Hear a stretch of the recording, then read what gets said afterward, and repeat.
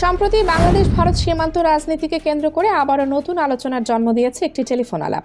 জানা গেছে, সাবেক স্বরাষ্ট্রমন্ত্রী আসাদুজ্জামান খান কামাল ভারতে আশ্রয় নেওয়া তার ঘনিষ্ঠ একজন ব্যক্তির সঙ্গে সাম্প্রতিক ফোন আলাপে এমন কিছু তথ্য জানান যা শুধু রাজনৈতিক মহলই নয়, সাধারণ জনগণের মাঝেও তৈরি করেছে নতুন প্রশ্ন, নতুন বিতর্ক। তিনি ওই ফোন আলাপে স্পষ্ট করে বলেন, এখানে অবস্থান করাটাও আর নিরাপদ মনে হচ্ছে না। আমার দেশের হাতে আসা 3 মিনিটের সেই অডিও রেকর্ডে শোনা যায়, ভারত সরকারের আশ্রয়, আন্তর্জাতিক অপরাধ ট্রাইব্যুনালের মৃত্যুদণ্ডের রায় এবং সম্ভাব্য প্রত্যর্পণ এসব বিষয় নিয়ে কথোপকথনটি আবর্তিত হয়। তবে নিরাপত্তার স্বার্থে ওই ব্যক্তির পরিচয় প্রকাশ করতে রাজি নন তিনি।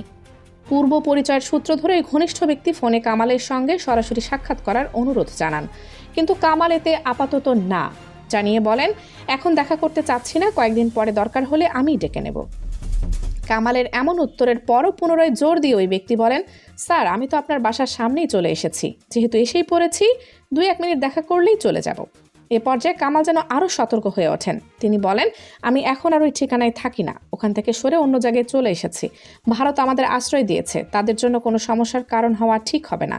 তার নতুন ঠিকানা গোপন রেখে তিনি আরও জানান, আমি তো এখানেও পুরোপুরি নিরাপদ মনে করছি না, নতুন করে ভাবতে হচ্ছে, নতুন পরিকল্পনার কথা পরে বলবো।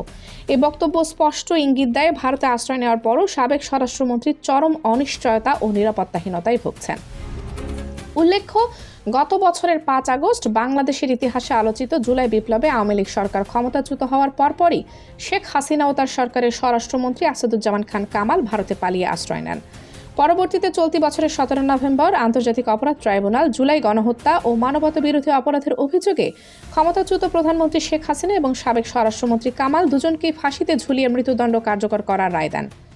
এই রায় ঘোষণার পরপরই বাংলাদেশ সরকার ভারতকে আনুষ্ঠানিক কূটনৈতিক চিঠি পাঠিয়ে তাদের প্রত্যর্পণের অনুরোধ জানায়। এই ঘটনায় নাকি ভারতে অবস্থানরত কামালের মনে ভয় তৈরি করেছে, যে কারণে তিনি তার আগের ঠিকানা ছেড়ে এখন অজ্ঞাত স্থানে আত্মগোপনে চলে গেছেন। এমনটাই জানিয়েছেন ঢাকার স্বরাষ্ট্র মন্ত্রণালয়ের রাজনৈতিক শাখার একজন দায়িত্বশীল কর্মকর্তা। স্বরাষ্ট্র মন্ত্রণালয়ের ওই কর্মকর্তা আমার দেশকে জানান, কামালের বিরুদ্ধে আন্তর্জাতিক অপরাধ ট্রাইব্যুনালের রায় ঘোষণার পরই ঢাকার পক্ষ থেকে দিল্লিতে পাঠানো চিঠিটি তাকে অত্যন্ত উদ্বিগ্ন করে তোলে। কারণ ভারতের আইন অনুযায়ী কোনো দেশ আনুষ্ঠানিকভাবে প্রত্যর্পণ চাইলে বিষয়টি বাতিল করা সম্ভব হলেও তা পুরোপুরি রাজনৈতিক সিদ্ধান্তের উপর নির্ভর করে, বিশেষ করে যখন সেই ব্যক্তি গুরুতর অপরাধের অভিযোগে দণ্ডপ্রাপ্ত হন। ফলে এসব অনিশ্চয়তা থেকে সাবেক স্বরাষ্ট্রমন্ত্রী দ্রুত তার পূর্বের ঠিকানা ছেড়ে এখন ভারতে অজ্ঞাত কোনো স্থানে আশ্রয় নিয়েছেন, এমনটাই জানিয়েছে মন্ত্রণালয়। রাজনৈতিক বিশ্লেষকরা বলছেন, বাংলাদেশের পক্ষ থেকে আনুষ্ঠানিক প্রত্যর্পণের চিঠি পাঠানো, ভারত সরকারের অভ্যন্তরীণ রাজনৈতিক চাপ, আন্তর্জাতিক অপরাধ ট্রাইব্যুনালের কঠোর রায় এবং আশ্রয় প্রার্থীদের ক্ষেত্রে ভারতের নীতি, এসব মিলিয়ে পরিস্থিতি কামালের জন্য জটিল হয়ে উঠেছে। সাম্প্রতিক বছরগুলোতে ভারত কিছু উচ্চ প্রোফাইল আসামিকে তাদের দেশে রাখতে অনাগ্রহ দেখিয়েছে। ফলে কামালের আশঙ্কা যে তাকে ফেরত পাঠানো হতে পারে তা পুরোপুরি অমূলক নয় বলেই মত বিশেষজ্ঞদের। এ কারণে তিনি ফোন আলাপে বলেছেন, নতুন চিন্তা করতে হচ্ছে। এই নতুন চিন্তা কি তা স্পষ্ট নয়, তবে ধারণা করা হচ্ছে তিনি হয়তো অন্য কোনো দেশে রাজনৈতিক আশ্রয়ের চেষ্টা কিংবা দীর্ঘমেয়াদী নিরাপদ আবাসনের পথ খুঁজছেন। এখন পর্যন্ত ভারত সরকার শেখ হাসিনা বা কামালের বিষয়ে আনুষ্ঠানিকভাবে কোনো মন্তব্য করেনি, তবে কূটনৈতিক সূত্র বলছে ভারত খুব সতর্ক অবস্থান নিয়েছে, কারণ বাংলাদেশের রাজনৈতিক পরিস্থিতি এখনও সংবেদনশীল।